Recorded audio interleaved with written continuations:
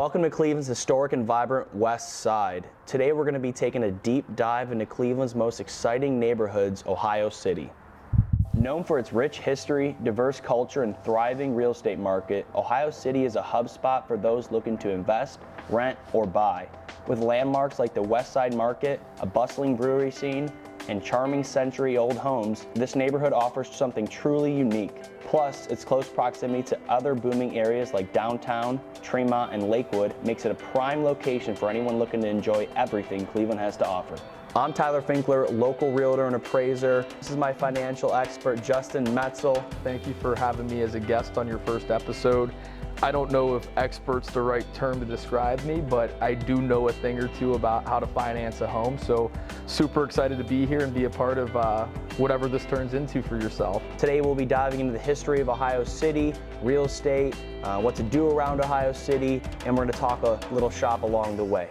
Let's begin with the history of this 4.5 square mile neighborhood, home to about 25,000 people of over 15 ethnic groups. Established in 1836, Ohio City was once its own independent municipality before becoming part of Cleveland.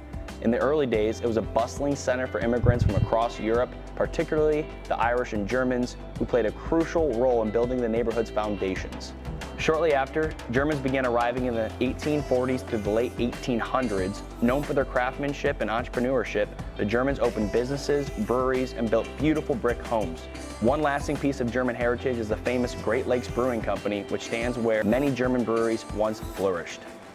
By the late 19th century and early 20th centuries, Italian immigrants also began settling here, many finding work in construction and factories. Italians brought a strong sense of family and community, and their influence is still visible in the Italian-owned restaurants and bakeries that dot the area. As time went on, Ohio City continued to evolve, welcoming immigrants from Eastern Europe, including the Polish, Slovaks, and Hungarians. By the early 1900s, they contributed to the neighborhood's growing industrial workforce, and during the Great Migration of the mid-20th century, African Americans moved to the city, bringing their culture, music, and community activism, further enriching this diverse neighborhood. Today, Ohio City is a blend of old and new. Many of the homes here were built between the 1880s and 1920s, featuring Victorian and brick architecture. Renovations and restorations are common, preserving the charm of these century-old homes while adding modern touches. The real estate market here is hot. Homes typically sell between $300,000 and $500,000, with historic or fully renovated properties going for even more, sometimes over $600,000. For those looking to rent, apartments range from $1,200 to $2,500 per month or more, and many lofts and apartments are located in beautifully restored historic buildings. One of the crown jewels of Ohio City is the West Side Market, Cleveland's staple since 1912. As one of the oldest public markets in the country, it's a foodie destination featuring over 100 vendors offering fresh produce, meats, baked goods, and international delicacies. But Ohio City isn't just about historic homes. It's also home to the flats along the West Bank, a lively entertainment district along the Cuyahoga River. Here, you'll find attractions like the aquarium, live music venues, comedy clubs, other clubs, and the Harbor Inn Cafe, the oldest bar in Cleveland, serving locals since 1895. Whether you're grabbing a drink or catching a show, the flats offer endless opportunities for fun. For those looking to enjoy restaurants and bars in Ohio City, bars like Nano Brew, Old Angle, Town Hall, Hex, and Saucy attract locals and visitors alike.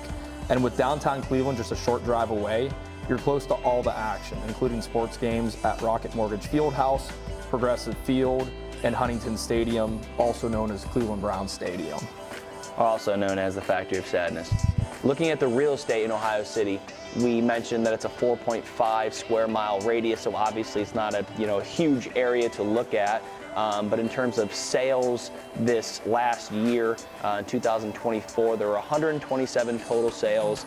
Of those sales, 87 of those were single family, 40 were condos. Compared to last year, just coincidentally, there were also 127 total sales, 95 single family, 32 condos. Average days on market this year were 69, which is a little bit higher. Last year, they were 65 days on market. Average sales price this year, $357,000. Last year, $342,000. So we're seeing about a 4% increase from last year. The average home size is 1,600 square feet with 3 beds, just over 2 baths. Same thing as last year. Tyler, going off of some of the stats that you just talked about, so I'm looking at the same chart as you.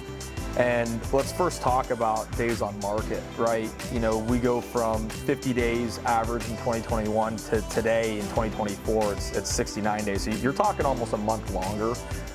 Where's that coming from? I think you see it a little bit more than I do, but I definitely feel the results of it is there's a little bit less demand. Now, why is there a little bit less demand? I think the hot topic that everyone's talking about is interest rates.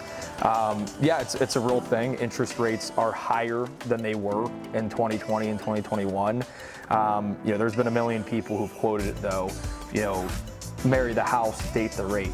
Look at this. I mean, just the person who said that they wanted to wait for rates to come down. Let's say that they bought in, you know, late 2022. I think if I remember correctly, that's where we started seeing things change and start climbing up north a little bit in terms of interest rates.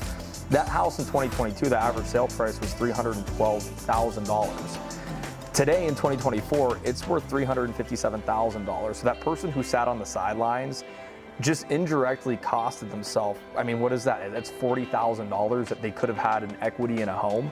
And now they're going to pay $40,000 more to actually get into that same home.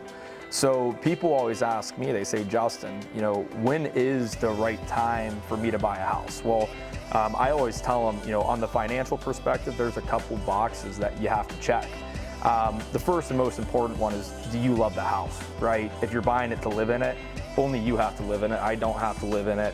Tyler's not going to have to live in it. Number two is, can you afford that payment where it is at today, regardless of what the interest rate's going to be or will be? You know, I think it's a very dangerous game for people to try to project interest rates or predict them. So that's why I'm going to say, can you afford it right now, today?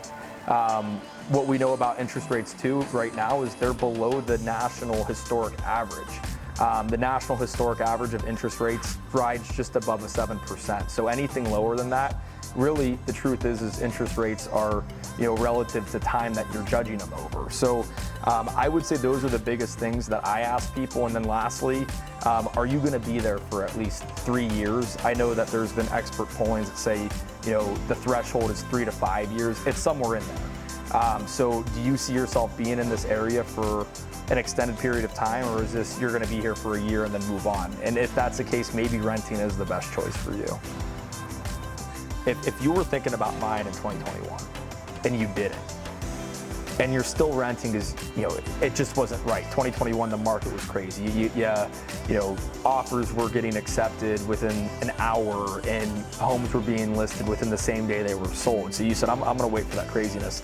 Really what the math's telling us is you should have been involved in that craziness. That's the point that I would drive home. It sounds like you did drive home.